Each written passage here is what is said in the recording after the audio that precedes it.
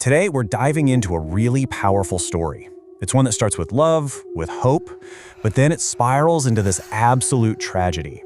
And it's all fueled by family, tradition, and the devastating fallout from just a single impossible demand. So let's meet our main character, Pritam. He's been with his girlfriend Neha for 5 years. 5 years! And today is the day. He's finally worked up the nerve to propose. You can just imagine it, right? He's nervous, he's excited, he's got their whole future planned out in his head. And just like that, his entire world shatters. When he goes to propose, he finds Neha with another man, and she tells him, pretty coldly, that she's leaving him for someone wealthier, who just happens to be the soon-to-be general manager of the very company Pritam works at. Ouch. Now, believe it or not, this brutal heartbreak is just the beginning. We're gonna follow this story from that initial betrayal to a surprising glimmer of hope in an arranged marriage. We'll see how that hope is met with an unbelievable price tag, which leads a father to take out a desperate loan, only to face a cruel rejection that leaves him trapped by the system itself. So Pritam is standing there, ready to commit his entire life to Neha, and he gets hit with this incredibly harsh reality. Her justification? It's simple and it's cold. He earns much more than you. Her choice wasn't about love, not after 5 years. It was all about money and status. Pritam is, completely devastated. He confides in his best friend, who, seeing his pain, suggests something radical. He says, forget Neha. You should consider an arranged marriage. And he says he knows the perfect person, a really decent, virtuous girl named Muskan. And this is where you really see the two different worlds collide. On one side, you've got Neha, who literally chose a bigger paycheck over a 5-year relationship. But on the other side, you have Muskan. She's described as being so honest that she once found and returned a wallet that was packed with credit cards. She's known for her character, for her sense of responsibility, a total contrast. And this is Muskan's world. Her dad, Ramlal, is a farmer, and he's got a bad heart. The doctors have told him he needs to stop working. The family is poor. So poor they sometimes have to borrow money just for groceries. But they are rich in dignity. They're respected. And Muskan is their pride and joy. She manages the whole household, she's skilled, she's everything to them. So with this new hope, the two families agree to meet. And at first, it goes great. Pritam's family is really impressed with Muskan. They're praising her character, her skills. But then, the warm conversation takes a sharp turn. It becomes a cold, hard negotiation. A negotiation about a price.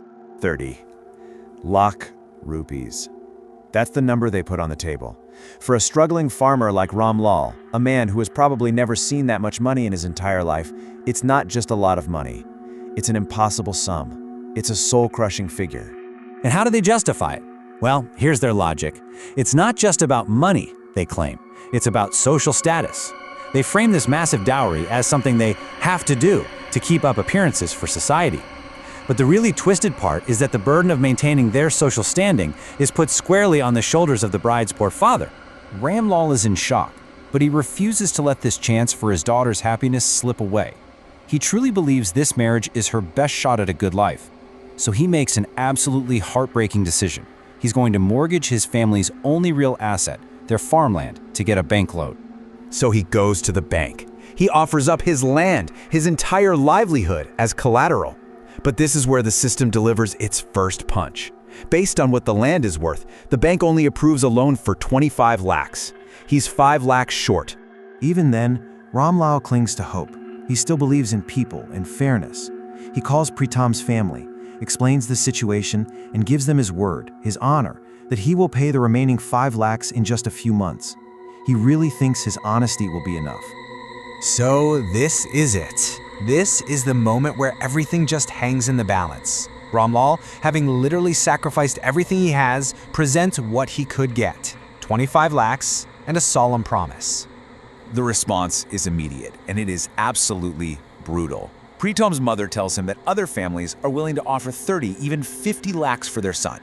So since he can't pay the full amount right now, she just says, I refuse this relationship. And then, click. She hangs up. No more discussion, no compassion, nothing. Just the deafening silence of a dead phone line. And with it, all of Ramlal's hopes just die right there. So the marriage is off. You think the story ends there, but the tragedy is actually far from over. because now Ramlal isn't just left with a heartbroken daughter, he's also stuck with a 25 lakh rupee bank loan, a loan he took out for a wedding that is never ever going to happen. His first instinct is completely logical, right? He'll just go straight back to the bank, give the money back, cancel the loan, and get the papers for his land. It seems like a simple, straightforward way to undo this whole financial nightmare. But this is where the story reveals its final, and maybe its most evil villain. It's not about family greed anymore. It's about the cold, unfeeling machinery of the financial system itself.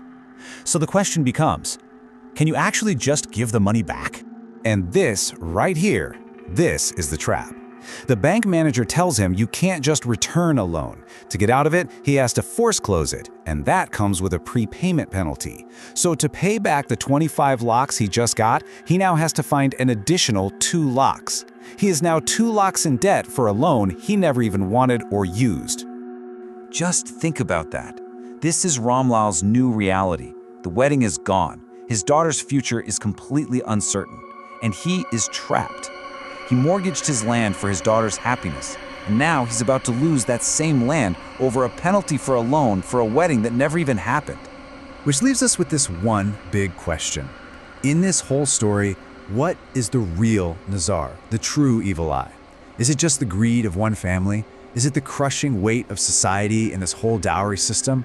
Or is it the unforgiving, bureaucratic system that sets a trap for a desperate man when he is at his absolute lowest?